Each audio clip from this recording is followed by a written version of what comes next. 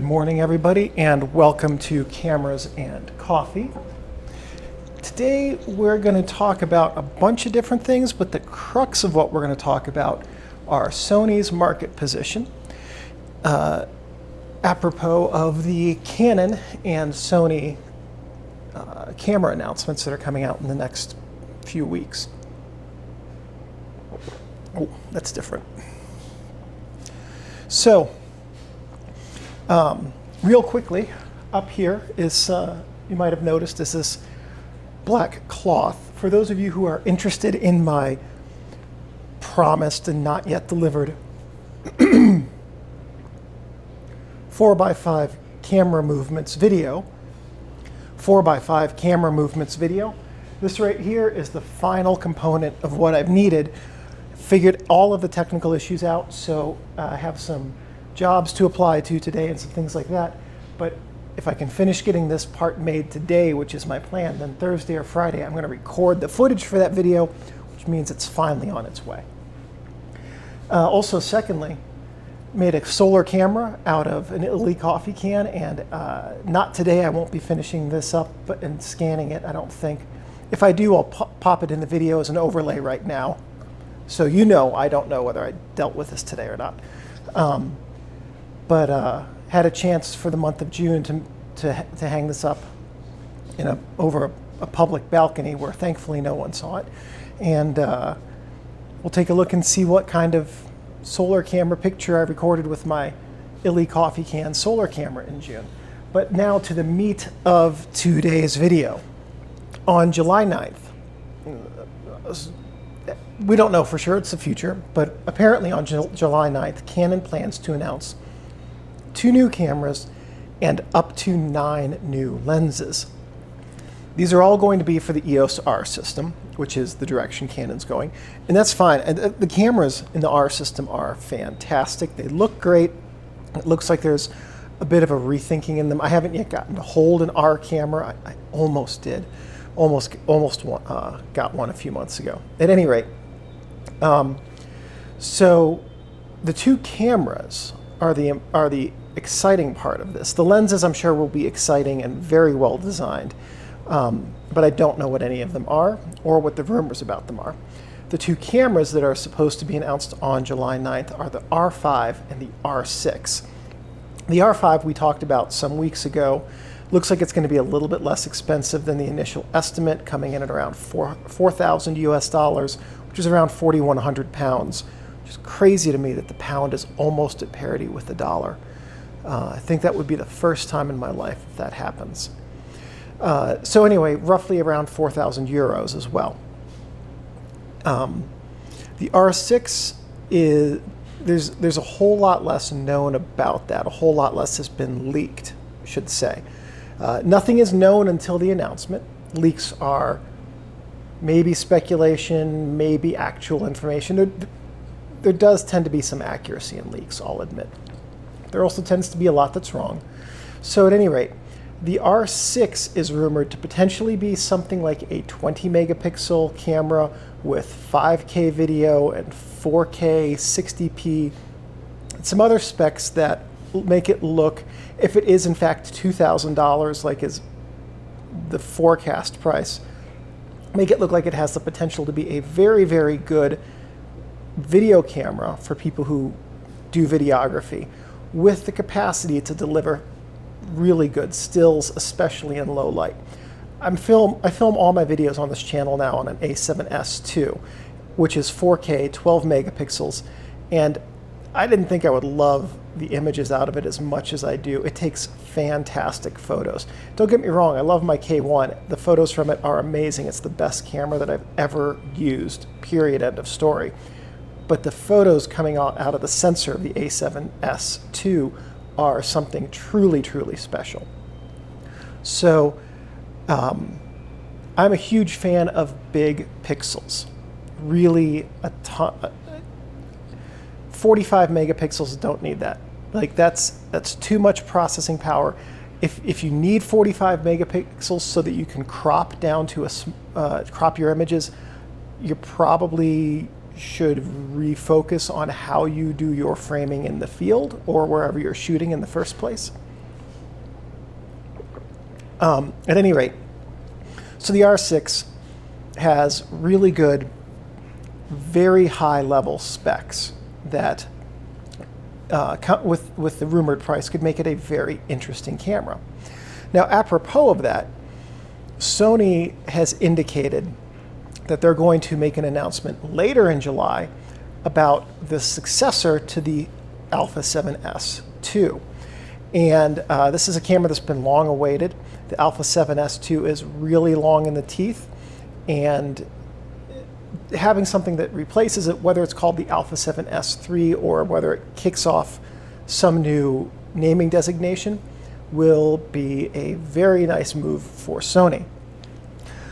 And there's even less known about this camera than there is about either of the Canons. And the current thinking is that the A7S II replacement will be around 15.5 to 16 megapixels, but there's no leaked information I could find anywhere about the video capacity. I have to believe that with as much time has passed between the release of the A7S II and its successor, that if they just come out with 3 higher megapixels, a faster frame rate, and 4K video, that it's not going to be a well-received camera. And so they're apparently punting the release of this until later in July because they want to see how the Canon camera's received. So my sincere hope is that they will have vastly improved video. If the successor to the A7S II comes out with 8K video, that would be huge. 8K on a 15-ish megapixel sensor with a high frame rate and really good low light, especially if Sony gets rid of their Star Eater issue with their cameras, would be a really fantastic combination for high-end video work. Not movies, not Hollywood, but I mean anything, small commercial projects, advertisements, television, YouTube, of course, music videos, things like that could really, really benefit from that. So let's finish with a speculation and let's talk a little bit about how Sony's market position puts them really in the catbird seat for the digital camera industry. They are in the best position of any company in the camera industry. So why is that? It's because they make the sensors that most of their competitors use. Before we go any further, there's this thing in American business, especially in the industry I used to work in, called, I've never liked the term, it's a demarcation between business units. They call it a Chinese wall. And the idea is that if you have a business unit, let's say, that works for the American government, there are different rules that it has to follow than one that works for private industry. Also, the American government has has a set of rules, FAR, DFARs, things like that. One of them is that they have to get the best rate that the company offers, period, end of story. And so the rates that get charged to commercial businesses, in theory, should be higher than what the American government pays. And those are just a couple of examples of that. The way that, and also information sharing, lots of rules about that. So the way that companies that work for the federal government and private industry operate is they have this wall between the two units. These guys stay over here, they don't talk to these guys over here, and vice versa. And that's the theory. Having worked in an industry with companies like that, my former employer did not do commercial work. But having worked in an industry with competitors that did, I can tell you from talking to people who come from those competitors, that wall, it's never really quite as solid as you want to believe. The important things stay separated, but there is still communication. I bring that up because let's assume that even if on paper there is a separation between Sony's sensor sales group and camera making group. But let's assume that there is communication there. This is why Sony's in the catbird seat for digital cameras. They make the sensors their competitors use. their competitors are coming to them a year, 18 months before the camera reaches market and saying, hey, we need a sensor that's going to be of this spec. Sony knows what their competitors are going to do well in advance of when those cameras come out. So if they know that Canon and Pentax and Nikon are putting in orders from them for sensors of a certain spec, they know approximately when cameras with that spec are going to come out. Based on the sensor specs, they also know what the capabilities of the camera will likely be, especially when it relates to video and potentially also for frame rate, and color space and capacities and things like that, because they'll have an idea of how much computing power is needed to power those sensors. And if they're smart, which I assume they are, they have the capacity then to say, what can we do to top that? Now, it's apparently not a secret that the best Sony sensors go into the Sony cameras, and that the cameras, the sensors that go to the competitors are not quite as good. Stands to reason. They're going to keep the best stuff for themselves. But the whole point of that, and also one other thing to mention is that Sony is an enormous company. So while it's nice to say on paper, oh, maybe they have free flow of communication, distinct possibility that they don't, because they're huge. The bigger the company, the more clunky that it tends to get. So at any rate, in theory at least, Sony should be, I mean, it's almost, when you think about it, if Sony does know what the competitors are ordering and speccing out in advance, and if they have enough lead time to have that influence the cameras they're going to make of the same generation, that's almost anti-competitive. It's not a monopoly, but it's flirting with antitrust issues. In the US, it would be anyway.